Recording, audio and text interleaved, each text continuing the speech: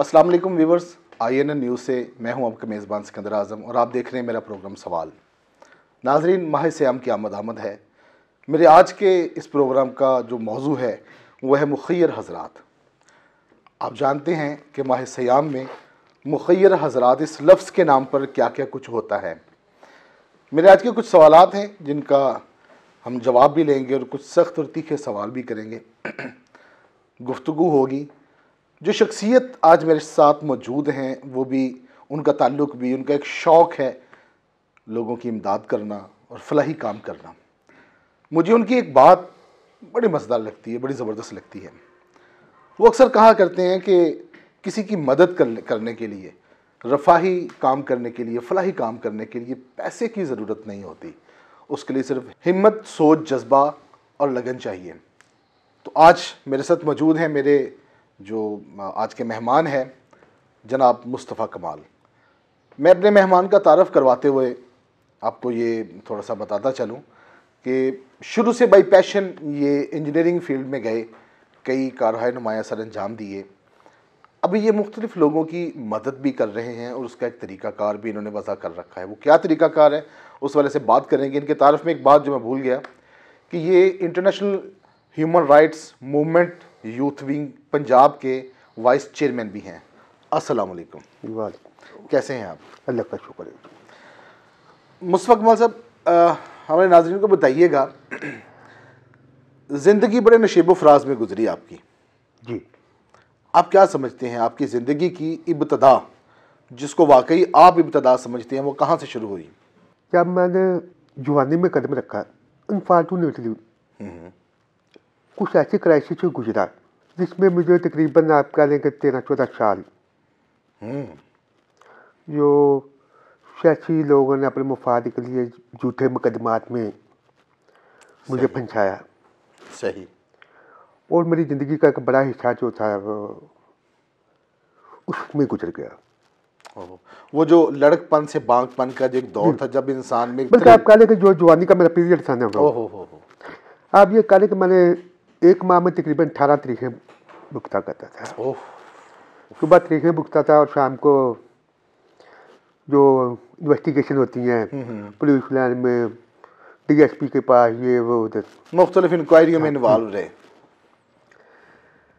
तकरीबन 2013-14 में जो मैंने ना अपनी आखिरी FIR जो थी ना, अदालत से बरी हुआ, सब किसों में लगा चुका। अच्छा, सब बाइज्जत बरी हो गए? बाइज्जत बरी हुआ, अदालतों में बरी हुआ, किसी में सुलह नहीं की। सही। फिर उसके बाद जो इतना लंबा अर्सा गुजारने के बाद मैं बिल्कुल फारिग था। बिल्कुल सही। मुझे समझ नहीं आ रही थी कि मैंने क्या करना। जितना मुझे एक्सपीरियंस हुआ था वो तो था कि वो आपने जो पुलिस के साथ कैसे डील करनी, सही, जुर्म पेशा लोगों के साथ कैसे तलकार बनाने हैं, बिल्कुल ठीक, कब्जे कैसे करने हैं, बिल्कुल मेरा तो एक्सपीरियंस फील्ड में था। जी, ज़ाहिर है पुलिस थाने कचहरी में यही चीज़ें हैं। जी जी, इन लोगों से वास्ता पड़ता था, लेकिन बाई नेचर में अच्छा नहीं था। अच्छा, यही वो वजह थी कि वो 2013-14 में जब आपके केसेस सारे वो ख़त्म हुए तो उसके बाद आपने कुछ अर्सा ख़ुद को कैद सा कर लिया था घर में? जी, मैं तकरीबन पहले 2014 से लेकर 2018 तक मैं समझ लें अपने आप को बॉन्ड कर लिया था। गुमनामी की ज़िंदगी जो होती है ना जी, 4 साल। अच्छा, वो मैंने इख्तियार की। सही। और मुझे समझ नहीं आ रही थी मैं क्या करूँ। जाहिर बात है, अब काम का एक्सपीरियंस भी नहीं था मेरे पास, पैसा भी नहीं था। ज़ाहिर बात है। ये दोनों चीज़ें चाहिए होती हैं। बिल्कुल ऐसे ही। बस फिर उसके बाद अल्लाह ताला की याद को रहम आया, उसका कर्म शामिल हाल हुआ। तो कुछ मेरे वालिदैन की दुआएं थी, स्पेशली मेरे वालिद साहब की दुआएं थी। सही। अल्लाह का शुक्र है, वो बहुत अच्छी तबीयत के मालिक थे, बड़े मजबी थे, बड़े खताक हो, सही रखते थे वो। सही। अल्लाह से बहुत डरते थे। बड़ी खिदमत भी की आपने उनकी आखिरी अय्याम में। जी अल्हम्दुलिल्लाह अल्हम्दुलिल्लाह, ये मैं समझता हूँ मेरी खुश नसीबी तो जो है, उनसे मैंने बहुत कुछ सीखा भी। और मेरी ज़िंदगी पर उनकी जो है ना, वो कह लें एक जो अक्स होता है, सही, वो साफ होती है, वो उनका जो रंग कह लें आप, वो मेरी मेरा ख्याल है कि मैंने अपनी ज़िंदगी में उनसे ज़्यादा खदा को मदा को नहीं देखा। हाँ वाह, क्या बात है। तो माशाल्लाह वो सीनियर हेड मास्टर रिटायर्ड हुए थे। अच्छा, एजुकेशन के शोबे से उनका ताल्लुक था। हाँ जी, यही वजह है कि सब बहन भाइयों को बड़ी अच्छी तालीम भी दिलवाई उन्होंने। हाँ, लेकिन असल में मेरे वालिद साहब जो थे ना, उनका अपना एक नजरिया था, क्योंकि वो भी अपने बहन भाइयों में अकेले ही पड़े हुए थे। अच्छा। वो कहते थे कि जब मैं छोटा सा था, तीसरी जमात में था, तो मैं घर से निकल पड़ा था। सही। कभी किसी रिश्तेदार के पास, कभी कहाँ कभी कहाँ। प्रैक्टिकल लाइफ गुजारी। Practical life. सब भाई जो हैं वो माशाल्लाह एजुकेटेड हैं। सही। हाँ जी, एक भाई डॉक्टर हैं, 2 सिस्टर जो हैं वो वकील हैं, LLB किया हुआ। माशाल्लाह। मतलब मैंने खुद भी इंजीनियरिंग की हुई है। बिल्कुल ठीक है। और 2 साल मैंने इटालियन कंपनी में जॉब भी की थी वियतनाम में। बस मेरा अगला एग्रीमेंट था जो वो इटालियन कंपनी के साथ फिलिपाइन में था। सही। बिल्कुल ठीक है। वो तो मैं छुट्टी पर आया था, बस उधर जो तो फैमिली क्राइसिस थे, कुछ ऐसी लोगों के मफादात की वजह से उन्होंने झूठे पर्चे वगैरह सही सही करवा दिए, इतने करवा दिए कि वो एग्रीमेंट जो था वो साइड पे रह गया। 13-14 साल जो थे वो ऐसे ही गुजर गए, ज़ाया हो गए, पता ही नहीं चला। बिल्कुल ठीक है। हाँ, बिल्कुल ठीक है। उस वक्त मैं बिल्कुल एक यंग था, जब फारिग हुआ था जनाब, वो बाल भी सफेद हो गए थे। हाँ, ज़ाहिर है। तो लेकिन मेरे वालिद साहब इतना कहते थे, यार तू परेशान ना कर, अल्लाह ने तुझे बहुत देना। हाँ, वाह। और मैं समझता हूँ ये सब उनकी तो है। बिल्कुल बिल्कुल बिल्कुल। वो 4 साल बस गुमनामी में गुजारे। सही। फिर उसके बाद अल्लाह ताला की याद ने करम किया। 3 अदवार हैं आपकी ज़िंदगी के बुनियादी, अगर मैं बात करूं, वो बागपन से लड़कपन जो वो आपने पुलिस स्टेशन और कचहरियों में गुजारे, वो 15-16 साल का एक अरसा। जी जी। वो 4 साल जो आपने ख़ुद को महदूद कर लिया, दुनिया से मुनक़ता हो गया, राब्ता मुनक़ता, और बिल्कुल तन्हाई में चले गए, वो 4 साल, और उसके बाद जब आप अपने पाँव पे खड़ा हुए, आप क्या समझते हैं इन तीनों अदवार में क्या फ़र्क महसूस करते हैं? असल में जो 4 साल मैंने तन्हाई में गुजारे ना जी जी, वो मैंने इसमें गौर फिक्र में गुजारे। सही सही। फिर उस सोच में गुजारे कि आखिर अल्लाह ने मुझे इस दुनिया में भेजा है, किस लिए भेजा? मकसद तलाश करने के लिए। मेरा आने का मकसद क्या है? बिल्कुल ठीक है, बिल्कुल ठीक है। वो 4 साल बस फिर वो अल्लाह ने मेरे दिल में डाल दिया। सही सही सही। कुछ वो काले, कुछ वो वालदान की तरबियत भी ऐसी थी, कदा कॉफी भी भरी हुई थी। और हमारी वालदा जो थी वो भी माशाल्लाह बचपन से हम देखते आ रहे थे, वो गरीब लोगों को जो इमदाद वगैरह करती थी जी, ज़रूरतमंद लोगों की। तो बस फिर इस वक्त में समझ में आई कि कुरान पाक की एक आयत पढ़ी, अल्लाह ने तौफीक दी, उस दौरान कुछ कुरान पाक का तर्जुमे के साथ थोड़ा सा पढ़ा भी, सही सही, उसको समझा भी।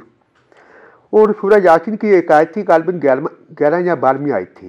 तो उसका मफहूम ये बनता था कि जब इंसान मर जाता है जी जी, उसके मामला ख़त्म हो जाते हैं। सही। ना कोई अमल आगे जाता है ना पीछे आता है। सही। मासवाए उन अमाल के असरात के।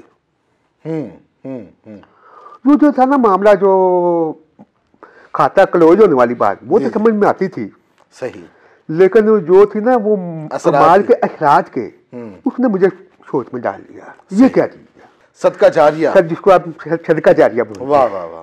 हाँ, वो मरने के बाद भी इंसान को उसका मिलता है। अच्छा, आप ये जो अक्सर बात क्या करते हैं, मुझे आपकी बात से मैं बड़ा इंस्पायर्ड भी हूँ।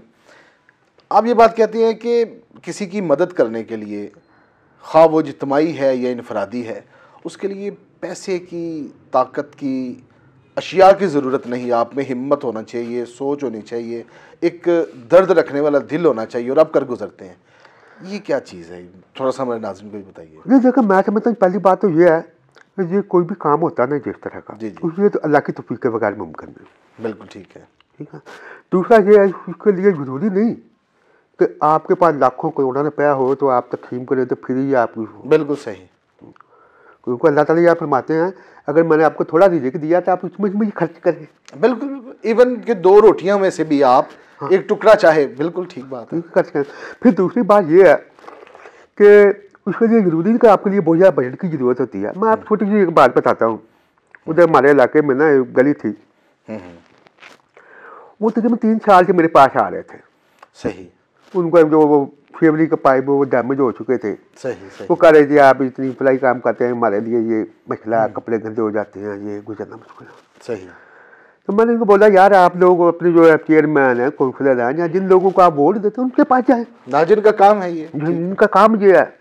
उन्होंने फिर कहना नहीं जी हम उनके पास जाते हैं, वो हमारे साथ तावन नहीं करते। खैर एक दिन फिर वो आए मेरे पास, मेरे दिन में आया, मैं कहा यार ये 3-4 दफ़ा आ गए, तो जाके देखें तो सही है क्या मामला था। सही सही। खैर मैंने गया, देखा वो तकरीबन 200 फुट का जो था ना वो हिस्सा वो था। मैंने उन्होंने कहा जी हम कुछ पैसे भी इकट्ठे किए हुए हैं। सही सही। जब उन्होंने कहा कि मैंने कुछ पैसे भी इकट्ठे किए हुए हैं, सही, तो मुझे भी थोड़ा सा हौसला हो गया। तो मैंने पूछा कितने पैसे इकट्ठे किए, उन्होंने कहा 30-40 हज़ार हो गया। मैंने स्पीकर साहब लगाया, मैं कहा चलो इतने के पाइप तो आ ही जाएंगे। हाँ सही। नहीं बाकी कुछ, क्योंकि मैंने आपको बताया कि जो है ना वो इंजीनियरिंग के शोबे से मेरा तल्लक था। मैं मशीनें वगैरह मेरे पास पड़ी हुई हैं, पौधे लगाने की भी हैं, वो लंटर तोड़ने की, जो भी रेस्क्यू के लिए यूज होती हैं। बिल्कुल बिल्कुल ठीक है। हर तरह की मशीनें, कटर वगैरह ये वो। खैर मैंने एक मिस्त्री वगैरह मजदूर हायर किया। सही। वो जो मशीन मेरे पास थी वो किसी ज़माने में मैंने, मेरा ख्याल है कि 20,000 की खरीदी थी। हाँ जी सही। तो उसने हमारा काम बहुत आसान कर दिया। वो मेरा ख्याल है वो 3 दिन के मुझे पड़े एक मजदूर की और एक मिस्त्री की 2,000 मिस्त्री ने लिया दिहाड़ी का, 1,000 रुपया मजदूर ने लिया, 3,000 हो गया। 9,000 रुपये। 9,000। तो ये 9,000 में हमने अल्हम्दुलिल्लाह वो काम जो होता है वो मुकम्मल कर वेरी गुड। यानी कि वाकई इसके लिए अगर उसकी ठेकेदार से करवाते तो ये 1.5-2 लाख से कम का काम नहीं था। बिल्कुल ठीक है। नाजरीन हमारी गुफ्तगू ऐसे ही जारी रहेगी, यकीनन आप इससे महसूस हो रहे होंगे। हमारी गुफ्तगू का सिलसिला ऐसे ही जारी रहेगा, लेकिन यहाँ वक्त हुआ एक मुख्तसर से ब्रेक का। हम आपसे वापस आकर मिलते हैं एक ब्रेक के बाद। मज़ीद वीडियोस देखने से पहले हमारा चैनल सब्सक्राइब करें और बेल आइकन भी ज़रूर दबाएं। वेलकम बैक नाजरीन। सिलसिला कलाम वहीं से जोड़ते हैं जहाँ से टूटा था। ज़िंदगी में कुछ वाक़यात होते हैं जो इंसान की इंस्पायरेशन बन जाते हैं, जैसे आपका वो 4 साल तहकीक का दौर। चले हम इस टॉपिक पर भी बात करेंगे, लेकिन चूँकि आज का हमारा मौजू है मुखय्यर हज़रात जी, क्या कहेंगे इस लफ्ज़ के बारे में? भाई ये अल्लाह की तौफीक होती है। बिल्कुल ठीक है। जो अल्लाह की तौफीक है, बस जिनको अल्लाह ने ये बड़े खुशकिस्मत मैं समझता हूँ वो लोग होते हैं। बेशक ऐसे ही है जिनको अल्लाह ये तौफीक देता है। हाँ बात आपकी ठीक है। मुस्तफा भाई, आजकल लोग एक आटे का थैला वो 10 थैले लेते हैं, आगे 100-50 लोगों की भीड़ जमा करते हैं और 10-15 लोग बड़े बड़े खड़े करके वो फ़ोटो सेशन करवाते हैं। 10 थैले बांध कर वो फ़ोटो सेशन जो करवा कर चले जाते हैं, वो जो एक 1,500-2,000 रुपये का एक थैला देकर उसकी करोड़ों की लाखों की इज्जत को नीलाम कर देते हैं। आप क्या कहेंगे इसके हवाले से? जी देखें जी, अल्हम्दुलिल्लाह हम काफ़ी अर्से से कर रहे हैं, ख़ास तौर पर जब से जो कोरोना का जो आया था लॉकडाउन। जी जी हाँ, हमारे लोग इलाके के भी लोग जानते हैं। हाँ जी, अल्हम्दुलिल्लाह हमने करोड़ों का राशन तकसीम किया माशाल्लाह। लेकिन अल्लाह का शुक्र है मैंने आज तक अपने सोशल मीडिया अकाउंट पर जी कभी कोई फ़ोटो शेयर नहीं की। वाह वेरी गुड। कभी किसी खतून की या किसी मर्द की जो तस्वीर नहीं की। सही सही। हाँ जी, क्योंकि फिर आपका तो फिर अमल जाया हो जाएगा ना। ज़ाहिरी बात है, ज़ाहिरी बात है। आपका अमल जाए, अगर आप दूसरे की इज्जत नफ्स का ख्याल नहीं करेंगे सही, तो फिर तो वो आपका अमल तो दुनियादारी के लिए हो जाएगा ना। बिल्कुल ठीक है, बिल्कुल ठीक है। हाँ जी, हम तो सिर्फ अल्लाह की रजा के लिए कर रहे हैं। अच्छा, आप ये लॉकडाउन से, कोरोना से जो कि आपका सिलसिला जारी है, तो इसको क्या शेप आपने दी है और तरीकाकार क्या है आपका इस हवाले से? जी देखो, जो पहले तो बेसिकली रहायश तो मेरी जो थी ना वो लाहौर में थी। सही। हम तो उधर करते थे। ठीक है। ये उधर जो था वांचो का एरिया था, जो ये हमारा भाई सही इलाका था। तो उधर हमारे पास जो लोग राशन लेने आते थे वो रक्शे में आते थे, मोटरसाइकिलों पे आते थे। लाहौर में तो देखने में बड़े देखने में खाते पीते लोग लगते थे। सही। माहौल भी होता है ना। तो लेकिन उधर जो हमें पता था कि ये जो हमारा इलाका जो है ना उधर काफ़ी गुर्बत है। सही। इधर अवान चौक फिर हमने सोचा चलो उन लोगों का भी हम पर हक का। बिल्कुल ठीक है। तो फिर हम उधर आए, वो तो हमारा प्रोग्राम तो यही था कि जो लॉकडाउन लगा था लोगों को काम बंद है, इसलिए जो हमने एक टर्म के लिए हम आए थे। बिल्कुल ठीक है। लेकिन जब हम उधर मैं जो उस इलाके में दक्की पलकी हो गया, नवीद कॉलोनी, यूसुफपुरा वगैरह, जी जी, मियाँ जी टाउन जो है वो, उन इलाकों में घूमा थे, मैंने देखा वहाँ तो गुर्बत तो मेरी सोच से भी बहुत ज़्यादा थी। ओह सही। अल्लाह ताला माफ़ करे, हम तो सोच भी नहीं सकते कि इन इलाकों में हम कभी रहना तो दूर की बात है कि गुजरना भी हुआ ना। और फिर मैंने अपने बहन भाइयों से बात की कि आप लाहौर में जो है ना, तो अल्लाह अगर तौफीक दो तो उधर भी ज़्यादा करें, उधर थोड़ा सा आप काम करने हुजम कर लें, लेकिन उधर जो है ना बढ़ा ले। इधर कहना, इधर बहुत ज़्यादा मैंने गुर्बत देखी है। बिल्कुल ठीक है। फिर क्योंकि हम खुद मैं डोर टू डोर जाता था, सही सही, लोगों से बात भी करता था, फैमिली से बात होती थी। मतलब एक फाइंडिंग का सिलसिला था कि मुस्तहिक लोगों तक, वो लोग जो घरों से निकलते नहीं, जो लोग सिर्फ अपनी वो कसम पुरसी में ज़िंदगी गुजार रहे हैं, लेकिन किसी की सफ़ेद पोश की बात करते हैं। जी जी, असल में हमारा डोर टू डोर जाने का मकसद भी यही था। सही, असल लोगों तक जो असल था, वो बहुत सारे लोग ऐसे होते हैं, वो गरीब तो होते हैं लेकिन उनके अंदर इच्छा नफरत बहुत ज़्यादा आती है। बिल्कुल ठीक है। हो सकता है वो किसी करोड़पति में भी ना हो। बिल्कुल बिल्कुल ठीक बात है। वो किसी के आगे हाथ फैलाना पसंद नहीं करते। नहीं करते, ठीक है। तो हमारा असल में मकसद भी यही था। सही, कि इन लोगों तक जो है ना वो ठीक है, वो बहुत ज़्यादा तो नहीं होता था, लेकिन हमारा मकसद ये था कि उनके लिए आसानी पैदा हो। हाँ, चलो जो कर सकते हैं। अल्लाह कहता है आप दूसरों के लिए आसानियाँ पैदा करें, अल्लाह आपके लिए असल मातू हुआ था बेशक। फिर उस दौरान जो आता है, जब डोर टू डोर जाता था, लोगों के साथ बात होती थी, ख्वातीन के साथ बात होती थी, तो पता चलता था। फिर मैं वो अपने नोट डायरी पे जो था ना वो अपने नोट कर लेता था, डाटा कलेक्ट करते जा रहे हैं, डाटा में मोबाइल नंबर वगैरह। फिर ये हुआ तो फिर इसके बाद जो हुआ, हमने इसमें से फिर जब कोरोना का दौर ख़त्म हुआ, जो डाटा इकट्ठा किया था ना जी, उस दौरान पूरे इलाके में जो है, मैंने आपको पहले बताया ना, गुर्बत आपकी सोच से भी ज़्यादा। बिल्कुल सही, बिल्कुल सही।